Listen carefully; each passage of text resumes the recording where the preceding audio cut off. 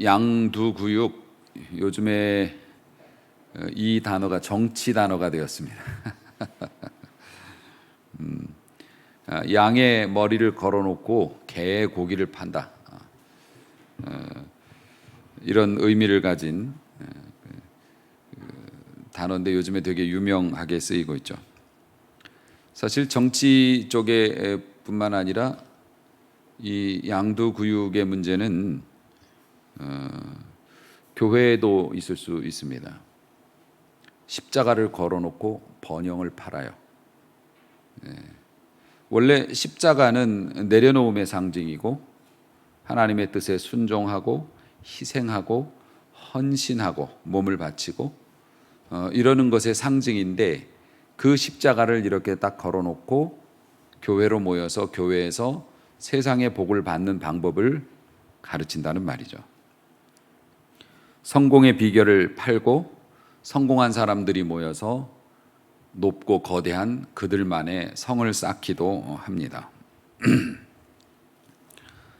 사실 이렇게 되는 이유는, 그러니까 교회나 우리 성도들이 하늘의 신령한 복을 사모한다고 하면서도 땅의 것들에 대해서 미련을 못 버리는 이유가 복의 개념이 달라서 그렇죠.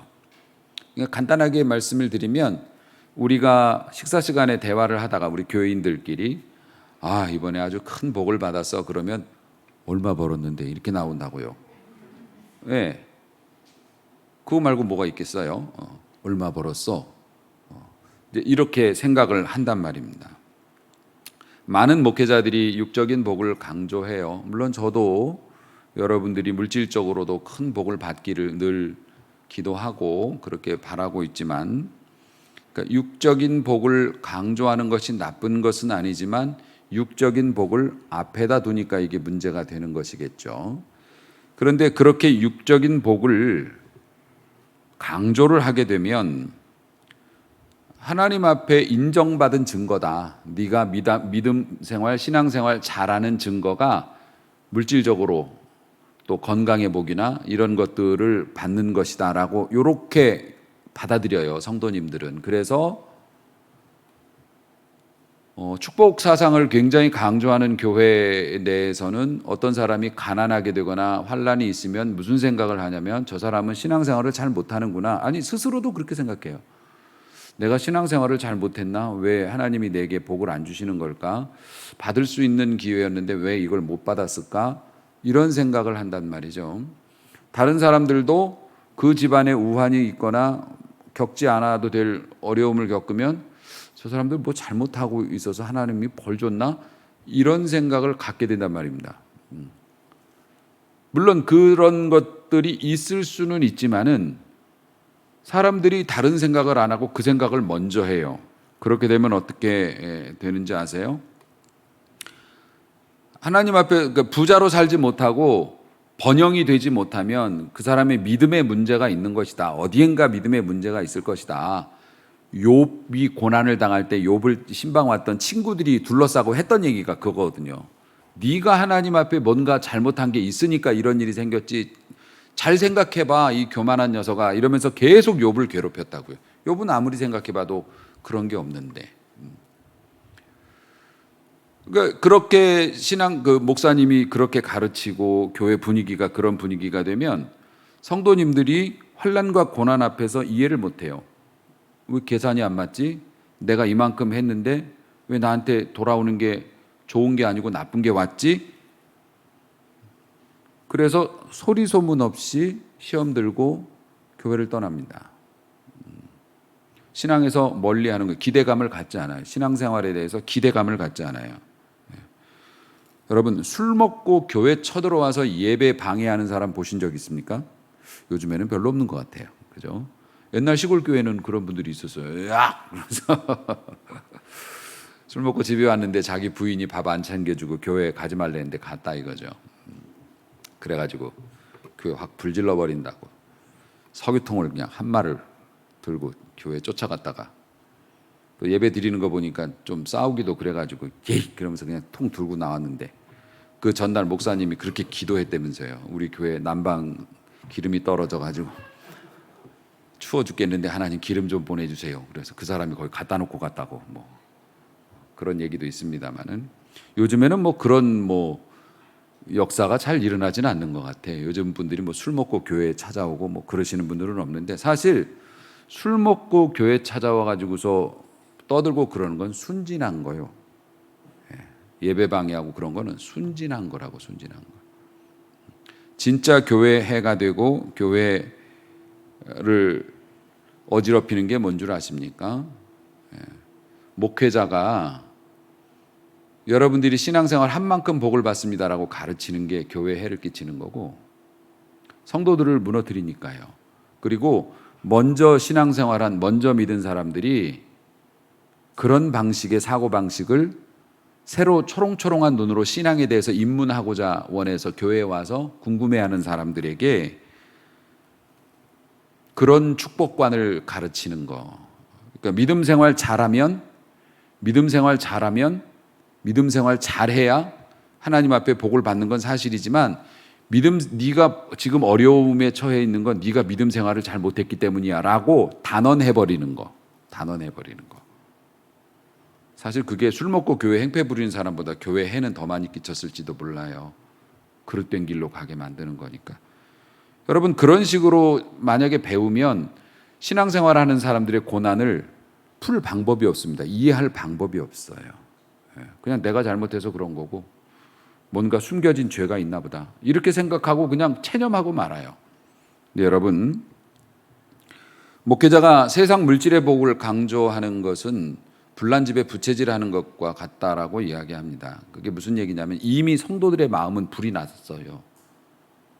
여러분이 얼마나 지혜롭고 똑똑합니까? 세상 돈 버는 방법이나 물질을 대하는 어떤 그런 거는 목회자보다 여러분들이 훨씬 더 지혜롭고 방법도 많고, 그럼요, 여러분들이 그것에 대해서 진심이고.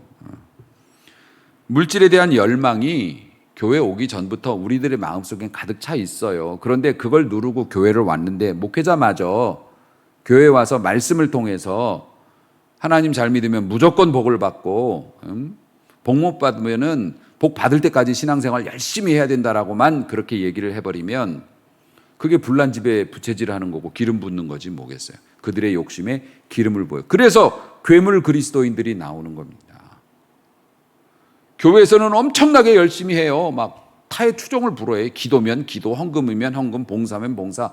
교회에서는 막 1등 교인인데 밖에 나가면 그렇게 욕을 먹어요. 인색하다고, 속임수 쓴다고, 무자비하다고, 돈 밝힌다고. 우리 사장은, 우리 팀장은 교회는 그렇게 열심히 다니면서 우리한테 저렇게 대한다고. 그런 소리 듣는 그리스도인이 괴물이 탄생이 되는 겁니다.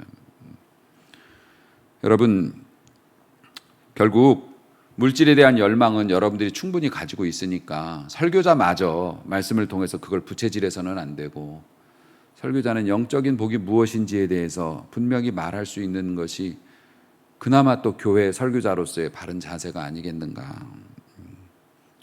여러분, 세상의 복, 그러니까 우리가 좋아하는, 우리가 현실적으로 복이라고 느끼는 그런 것들은 사실 예수님이 광야에서 시험 받을 때 마귀가 제시하는 것들이었어요. 그 안에 다 들어있어요.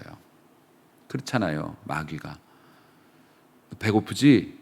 이 돌로 떡을 만들어. 그래서 먹어. 여러분, 만약에 여러분이 돌로 떡을 만드는 재주가 생긴다면 여러분이 돌로 어디 가서 벽돌 하나 주워다가 그걸로 맛있는 빵을 만들어 가지고 여러분 가족만 먹고 끝낼 거예요? 나 같으면 서울제빵소 없애. 그 앞에서 빵 만들어 팔어. 반의 반값에. 그렇게 해서 돈을 벌려고 하겠죠. 돌로 떡을 만들어서 먹어라라고 하는 마귀의 그 유혹은 물질의 권능을 의미하는 거예요. 물질의 권능, 무가치한 것을 가치 있는 것으로 바꾸는 능력을 주겠다는 거예요. 돈 버는 능력을 주겠다는 겁니다. 높은 곳에서 눈에 보이는 모든 것을 주겠대요. 네가 나한테 절 한 번만 하면, 마귀가 그랬어요. 예수님한테. 그게 다 우리들을 향한 유혹이에요. 나한테 머리만 굽히면 너 잘 살게 해줄게. 높은 곳에서 뛰어내려도 다치지 않아. 높은 곳에서 뛰어내려도 절대 죽지 않아. 누가 안 죽는 거예요? 영화 보면 주인공은 높은 곳이 아니라 비행기에서 떨어져도 안 죽어. 네가 인생의 세상의 주인공으로 살게 해줄게. 주목받게 해줄게. 너만의 특별한 삶을 살게 해줄게. 마귀가 그것을 약속하는데 대가는 뭐라고요? 나한테 절해라. 내 부하가 되라 이겁니다. 그러면 그렇게 해줄게. 그러니까 사실 우리가 이 세상을 살면서 은근히 바라고 심지어는 신앙이나 교회를 통해서도 얻으려고 했는 그 복은 사실 마귀가 원래 예수님께 제안했던 그런 것이었고, 그러면 목사님, 그럼 우리는 부자로 살면 안 되는 거예요? 부자로 살면 죄 짓는 겁니까? 재벌들은 다 지옥 가나요? 그렇게 이제 직접적으로 단도직입적으로 이제 물어보시는 분들은 안 계시지만 속으로는 그럴 거 아니에요. 아유, 목사님, 이 세상 살면서 물질이나 또 어떤 그런 환경이 얼마나 중요한데 그럼 목사님 뭐 맨날 이슬만 먹고 사십니까?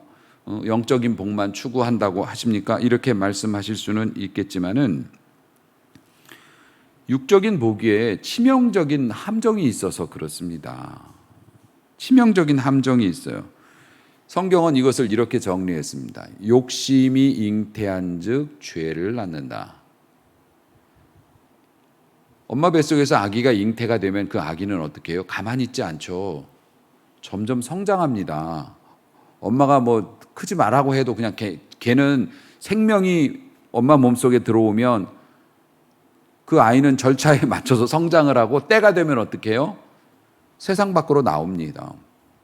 우리 안에 세상적인 물질에 대한 또 명예에 대한 욕심이 우리 안에 딱 자리를 잡으면 얘는 우리의 의지와 상관없이 커요. 죄가. 죄의 특성이 그렇잖아요. 죄가 딱 착상이 되면 커. 그래가지고 결국에는 어떻게 됩니까? 마음속에 죄악의 열망이 커지다가 나중에는 사고를 치는 거죠. 세상 밖으로 나오는 겁니다. 죄가 현실이 되는 거예요. 내가 죄를 짓게 되는 거란 말이죠.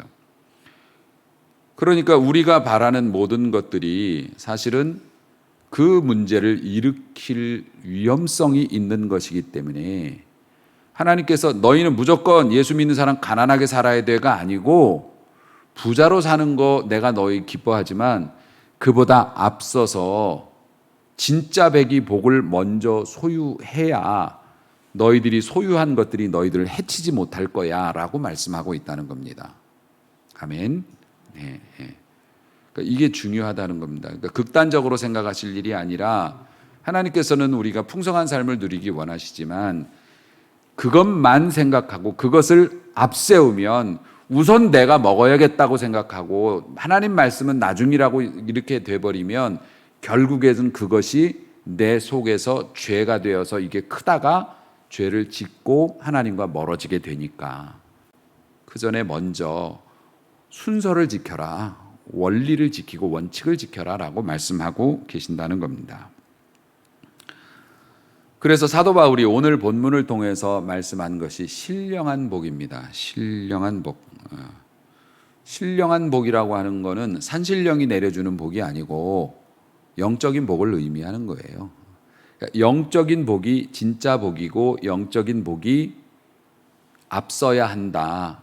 영적인 복을 우리가 먼저 누려야 나중에 육적인 복이나 이런 것들이 왔을 때 우리가 그걸 컨트롤을 할 수가 있고 잡아먹히지 않는다.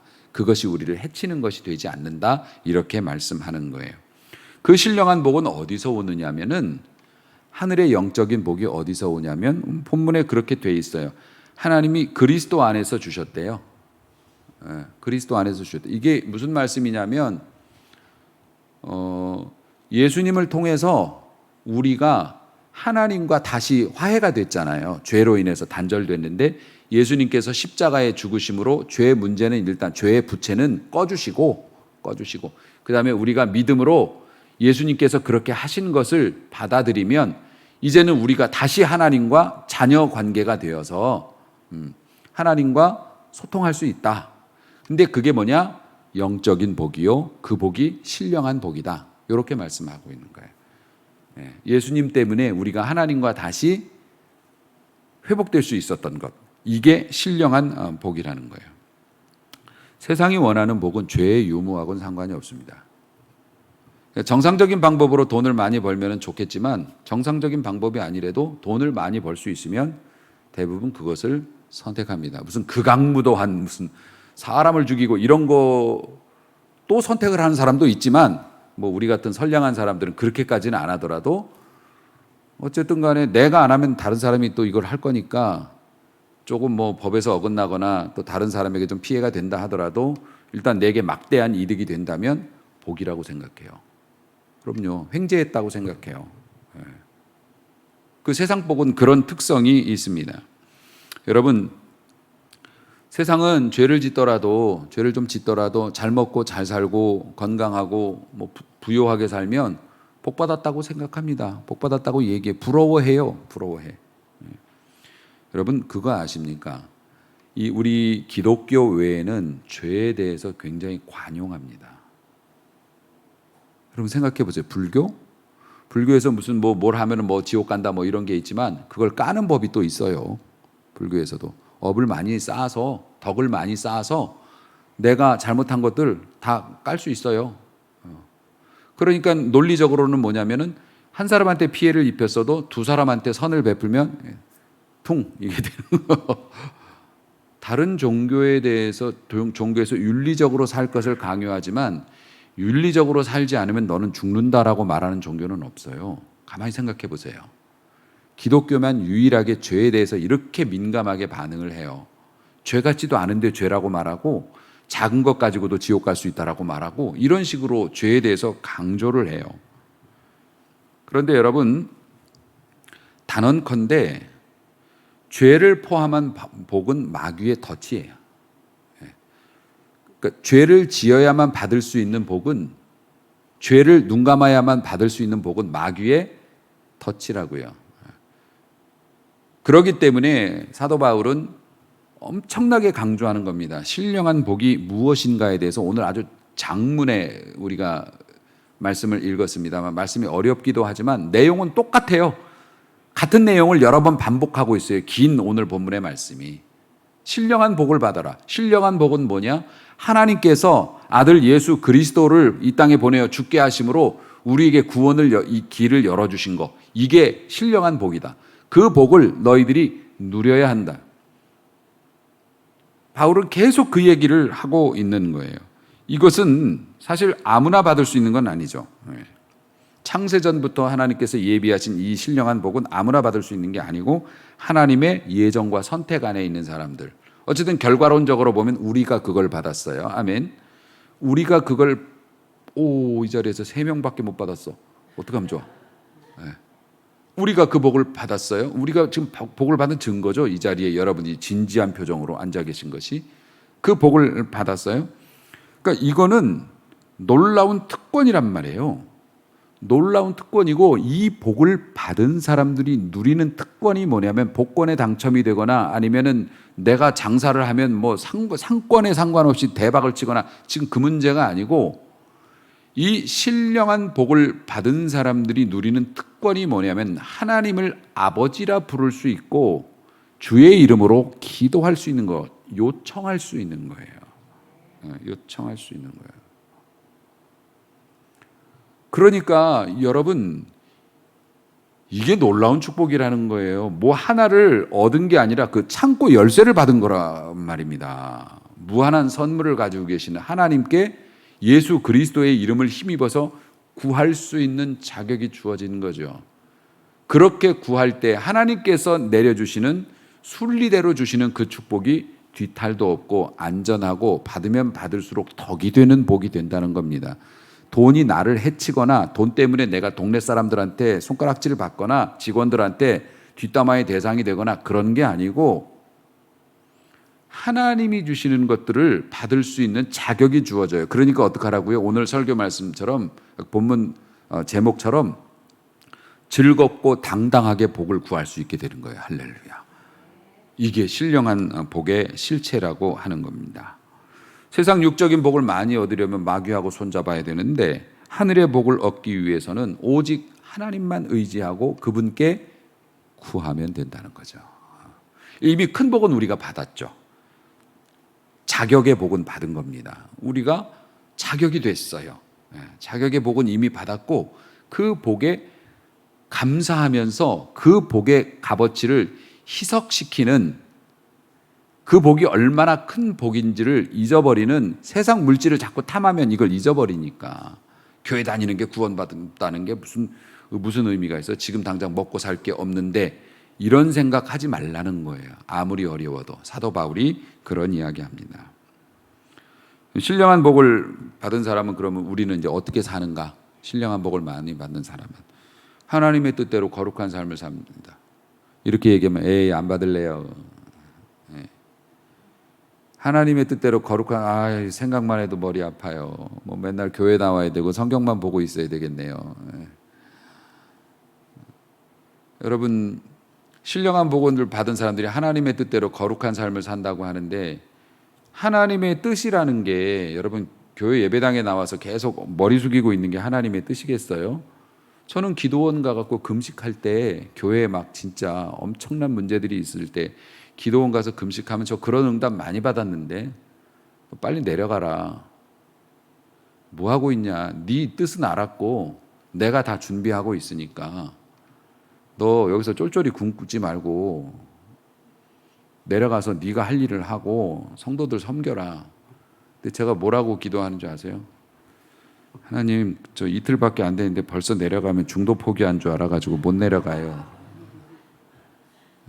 솔직히 저는 이미 응답을 받았어요. 기도원에 올라가서 응답을 받고 하나님이 평안함도 담대함도 주시고 내가 한다, 그 말씀 주셔서 내려갈 수도 있는데 일주일을 채워야 돼. 왜냐하면 우리 목사님 의지 약해.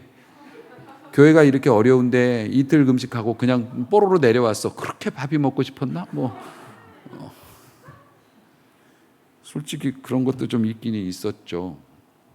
새벽 기도할 때도 하나님께서 확신을 주시고 아멘. 일어나려고 보니까 권사님들이 안 가고 계속 기도하고 있으면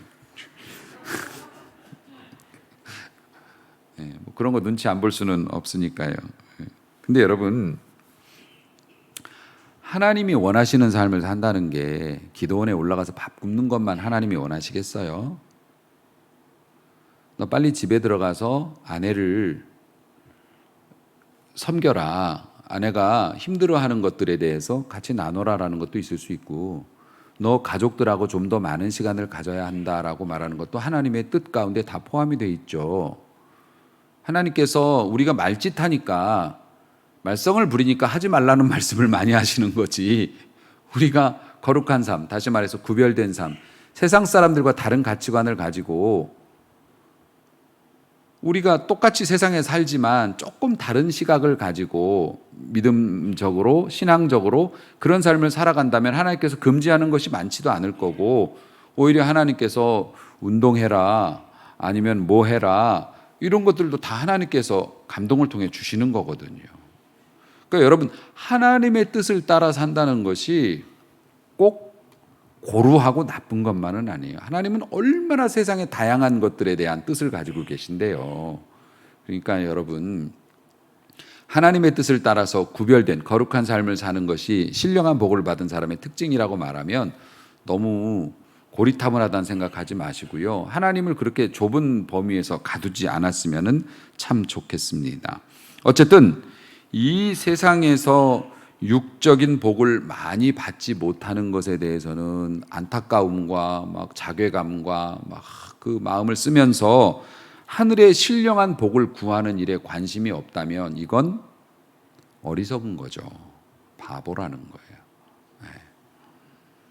우리가 편하게 느끼는 그런 세상적인 육적인 복들은 하늘의 신령한 복 안에 이미 별책 부록으로 다 포함이 되어져 있는데, 별책 부록이라는 건 그 책을 사야 얻을 수 있는 거예요.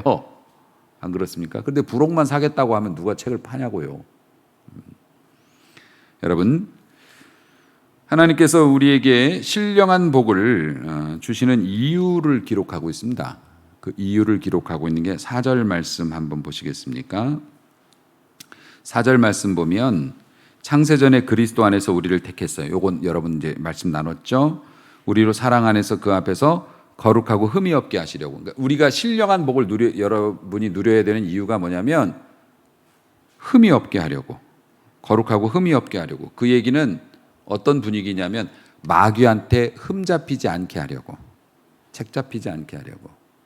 마귀가 참소를 한다고요. 옆에서 그 검사처럼, 재판받을 때 검사처럼 우리의 죄를 막 밝히기 싫은 것까지 막 다 꺼내갖고 다 까발리는 거야. 막. 미치겠죠. 내가 하긴 했지만 그걸 꼭 이런 자리에서 이런 식으로 얘기를 해야 되나? 그것도 나쁜 의도를 가지고. 막 나는 그런 의도 아니었는데. 마귀가 우리를 그렇게 참소한다고요. 하나님 앞에서, 사람 앞에서. 그러니까 우리가 신령한 복을 받아야 되는 이유가 우리가 그런 식으로 마귀가 우리의 삶을 막 다 헤집어 가지고서 막 드러내고 사람들에게 비난받게 하고 하나님 앞에서 막 주눅들게 하고 그러면 하나님 영광 되겠어 안 되겠어 이 얘기입니다. 우리가 하나님 영광 돌리는 삶을 사는 게 우리 인생의 목표고 창조된 섭리인데, 창조된 목적인데 우리가 세상적인 축복만 막 계속 추구하고 그것만 계속 따라다니고 그거에 목숨 걸고 막 일희일비하고 이러면 마귀한테 책 잡혀요. 그래서 하나님 영광을 가리는 거죠. 내가 이상한 짓 하고 돌아다니면 부모의 수치가 되는 것처럼 그렇잖아요. 네. 마귀한테 책 잡히면 우리가 하나님 앞에 수치가 되는 거 아닙니까? 못난 자식 되는 거 아닙니까? 그러지 말라고. 네. 그러니까 여러분, 하나님께서는 우리 그리스도인들이 마귀에게 비난받지 않기를 원하세요. 그래서 거룩하라고 말씀하시는 거고, 그리스도인들은 돈을 벌더라도 거룩한 삶을 살아야 돼요. 개같이 벌어서 정승같이 쓴다. 이건 그리스도인들의 말이 아니에요. 왜 개같이 벌어요? 정승처럼 벌어서 정승처럼 쓰세요. 목사님, 돈 버는 일이 뭐 남의 주머니에서 돈 꺼내는 일이 쉬운 줄 아십니까? 하다못해 소매치기도 징역살이 할 각오하고 하는 겁니다. 도둑놈들도 잡히면은 징역살이 할 거 각오하고 하는 건데 돈 버는 일이 쉽지 않아요. 그러니까 할 수 있는 대로 모든 걸 다 동원해서 돈을 벌어야 돼요. 그래도 나중에 헌금하면 될 거 아닙니까? 그건 그리스도인의 것이에요. 거룩하게 돈 벌라고 얘기하면 여러분 뭐 목회자는 거룩하게 돈 버는 겁니까? 아닙니다. 여러분이 거룩하게 돈 버는 일은 제발 여러분들 강조하는 게 거룩이라고 하는 의미를 잊지 말라는 거예요. 하는 게 거룩이 아니고 다르게 사는 것이 거룩이에요. 가령 내가 물질을 이렇게 뭐 거래를 하거나 판매를 하거나 이렇게 할 때 내가 요거를 재료를 조금 덜 쓰고 썼다고 말하면서, 그러니까 어떻게 설명해야 되나? 뭐 중국산 썼다고 하면서 국산 썼으면서 국산 썼다고 이 표말을 붙이면 재료값이 많이 세이브가 돼서 뭐 몇십만 원 벌 수 있다. 이런 상황이 오고 다른 가게들도 다 그렇게 쓴다. 중국산 쓰면서 국산 쓴다고. 그런데 나는 생각이 좀 달랐던 거예요. 내가 뭐 이런 사업을 하고 있지만 뭐 목회자는 아니지만 내가 그렇게 하면 내 양심이 나를 찌르고 마귀가 나를 끌고 가서 얘 중국산 팔면서 국산이라고 그랬대요. 하나님 앞에서 그렇게 되고 또 나중에 이게 문제가 되면 내 자식들 보기에도 그렇고 하나님께서 기뻐하시지 않으니까 내가 좀 덜 남아도 정상적으로 정직하게 내가 이렇게 해서 돈을 열심히 일해서 벌 거야. 이게 뭐예요? 거룩한 돈 벌기예요. 아멘. 이거 아멘 해야 돼요. 거룩한 돈 벌기라고요. 우리 하나님께서 개같이 벌어서 정승같이 쓰라고 하지 않으셨어요. 돈을 벌 때도 믿는 사람처럼 벌고 그러면 내가 축복해 줄 거고 또 너희들이 부족한 상황에서도 돈의 노예가 되지 말고 정상적으로 돈을 사용하고 이렇게 하는 거, 가령 어렵다고 부모나 또 혹은 내가 뭐 내 직원들한테나 그런 것들에게, 그런 대상들에게, 그런 분들은 내가 하는 대로 받아야 되는 분들이잖아요. 부모님들도 그렇잖아요. 직원들도 그렇잖아요. 내가 하는 대로 감당을 해야 되는 그런 처지에 있는 분들에게 내가 어렵다고 해서 불리한 것들을 자꾸 강요하면 거룩한 돈 벌기가 안 된다는 거죠. 어려우면 나도 어렵고 같이 어려워야지. 나는 안 어렵고 너희는 내가 하는 대로 받아야 되니까 너희가 어려움을 떠맡아라. 이렇게 되면 거룩한 돈 벌기가 아니라는 거죠. 그러니까 우리가 진짜 돈이 없지 믿음이 없습니까? 네. 없는 상황에서도 거룩하게 벌어서 거룩하게 쓰라는 겁니다. 그 얘기는 뭡니까? 하나님께서 원하시는 대로 정직하게 사업을 하고 그 다음에 쓰는 것도 그렇게 쓰라는 거죠. 하나님께서는 정승같이 벌어서 정승같이 쓰라고 말씀하시는 겁니다. 우리가 그렇게 살면 어떻게 한다고요? 하늘의 신령한 복을 따라가는 사람들이 된다는 거죠. 사랑하는 성도 여러분, 그렇기 때문에 우리가 하나님께 영광이라고 외친다고 하나님이 영광을 받으시는 건 아니지 않습니까? 우리들의 그런 거룩한 삶이 당연히 하나님께 영광의 향기로 올라가게 되니까, 그래서 영광을 돌릴 수 있다는 거죠.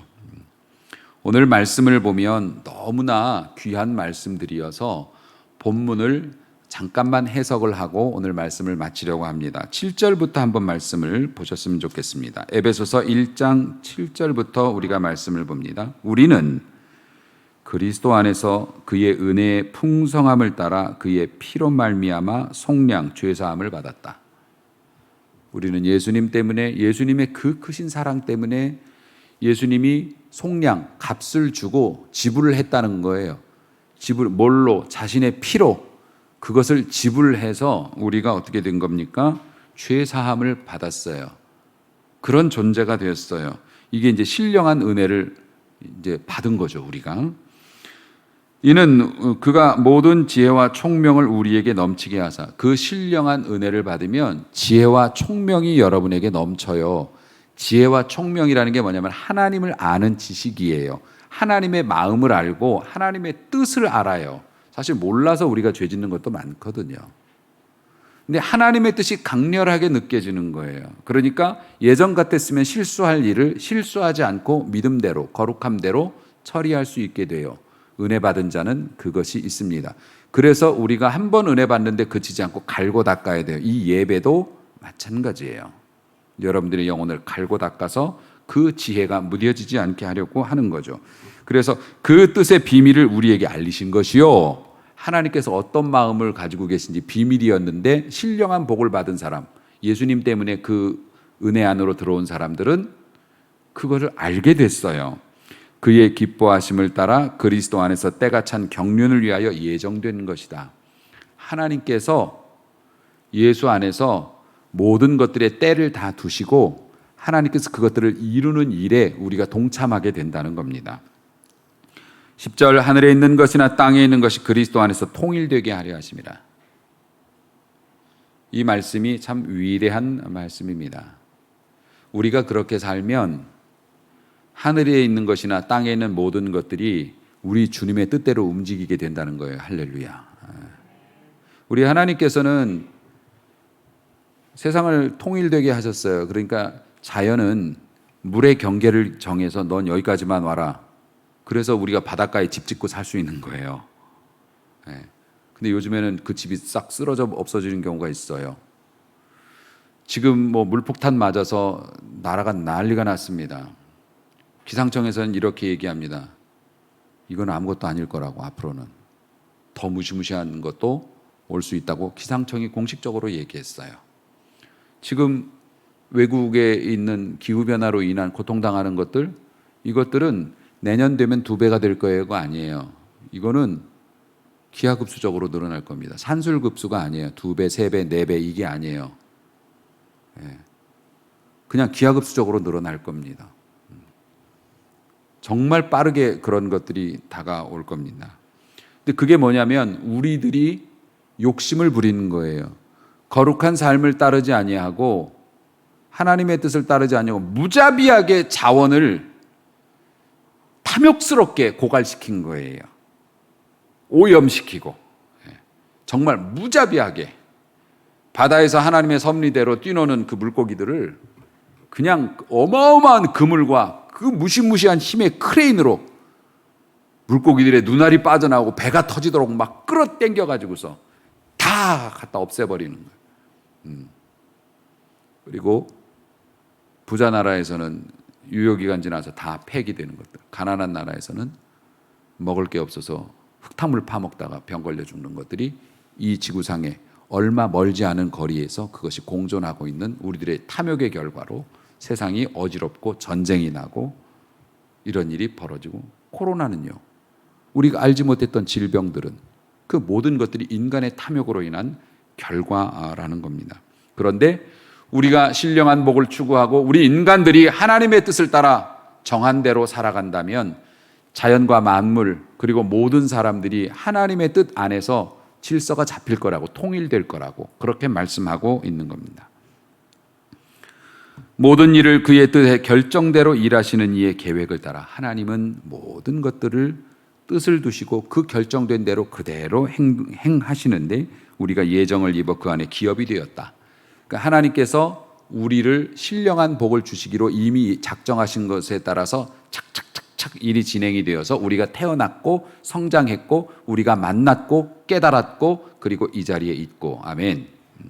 하나님의 기업이 됐어요. 자녀가 됐다는 거예요. 여러분의 기업은 여러분의 자녀죠. 하나님의 기업은 우리들이었습니다. 그렇게 기업이 됐어요. 이는 우리가 그리스도 안에서 전부터 바라던 그의 영광이 찬송이 되게 하려 하심이라. 여러분의 영광의 찬송은 여러분의 자녀들이죠. 부모에게 있어서 자녀는 영광이고, 자녀가 잘 되면 부모 어깨에 힘이 들어가고, 자녀가 잘못되면 부모가 부끄럽고 그런 거죠. 우리도 하나님 앞에서 그런 존재가 되었어요. 그래서 그 안에서 너희도 진리의 말씀 곧 너희의 구원의 복음을 듣고, 예수 안에 이런 복이 있다. 하나님께서 너를 사랑하셨다. 이것이 하늘의 신령한 복이었는데, 너를 사랑하셨다라고 저도 전도할 때 많이 얘기하죠. 하나님께서 당신을 사랑하십니다. 어머, 그래요? 그러면 믿어야겠네요 라고 말하는 사람은 많지 않습니다. 많지 않습니다. 너나 잘해라 뭐 이런 사람들이 대부분이고요. 요즘엔 대면전도 안 하지만 옛날에 저 청년 때는 진짜 생으로 지나가는 사람 붙잡고 하나님께서 당신을 사랑하시네. 제가 남산에 가서 전도한 얘기 많이 해드렸죠. 남산 벤치에 주말마다 올라가 가지고서 사형리 책자 들고 말씀 좀 나눌 수 있을까요? 그래가지고 한 사람은 슉슉슉 기도하고 또 가서 복음 전하고. 그럴 때 보면 별의별 사람 다 있었습니다. 근데 신기한 거는 또 어떤 사람은 진짜 깡패같이 생겨가지고 전도 처음에 나가면은 남자나 좀 키 큰 사람이나 얼굴 험악한 사람이나 군인들이나 절대 안 건드리죠. 애들이나 뭐 좀 만만해 보이는 뭐 여자분들이나 가서 예수 믿으세요. 이렇게 하죠. 근데 뭐 전도를 그렇게만 할 수 있나요? 성령께서도 감동 주시면 오늘 한 대 얻어 터지더라도 저 사람한테 한번 가봐라. 소주병 들고 있다. 하나님께서 당신을 사랑하십니다. 혹시 시간 내주실 수 있습니까? 사연이 책 펴들고 제가 요거 좀 읽어드리겠습니다. 하나님께서 당신을 사랑하시고 당신을 위한 놀라운 계획을 가지고, 아직도 외우고 있네. 계획을 가지고 계십니다. 그러면 숙연해지는 거 저 봤어요. 전혀 안 믿게 생긴 사람이 영접 기도까지 마친 적도 있어요. 그러니까 하나님의 복음 안에서 그렇게 예정이 되어져 가지고 그 사람들이 그 신호를 기다리고 있어요. 영원히. 방황하다가도 그 말씀이 들어오니 그가 받아들였어요. 이게 예정된 복이에요. 창세부터 예정된 그에게 해당되는 복이었죠. 결국 진리의 말씀, 구원의 복음을 듣고 그 안에서 너희가 믿었다. 그래서 약속의 성령으로 도장받았다. 성령께서 너는 구원받았다. 너는 하나님의 백성이다. 아멘. 우리가 그 도장을 받았죠. 이는 14절 우리 기업의 보증이 되사 얻으신 것을 속량하시고 그의 영광을 찬송하게 하려 하십니다. 우리가 그런 만극한 은혜를 받은 이유가 뭐냐? 하나님께서 우리의 보증이 되어 주셨어요. 우리의 구원의 보증이 되어 주심으로 우리가 신령한 복을 받고 그 복대로 살아가는 사람이 되어서 하나님께 영광을 돌리게 하려고 하나님이 우리를 그렇게 이끄셨다. 그러니까 얼마나 좋아요. 하나님께서 우리를 선택하셔서 보증이 되어 주시고, 너는 앞으로 내가 더 큰 복을 줄 테니까 내 뜻을 잘 따라라. 이게 뭐예요? 아브라함에게 허락하셨던 그 부르심을 우리에게도 허락하신 거예요. 그러니까 여러분, 복잡하게 생각할 것 없이 우리가 일상의 삶을 살지만 딱 하나만 바꾸면 돼요. 하나님의 뜻이 먼저다. 하나님의 뜻을 좀 더 중요시 여기는 삶을 사시길 바랍니다. 이게 신령한 복을 누리는 사람이 할 일의 전부예요. 네.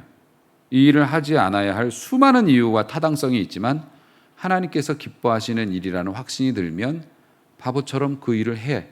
그럼 이게 거룩한 거예요. 네, 구별된 거고. 그런 거룩한 사람에게 하나님께서 뭘 주신다고요? 지혜를 주신다고요.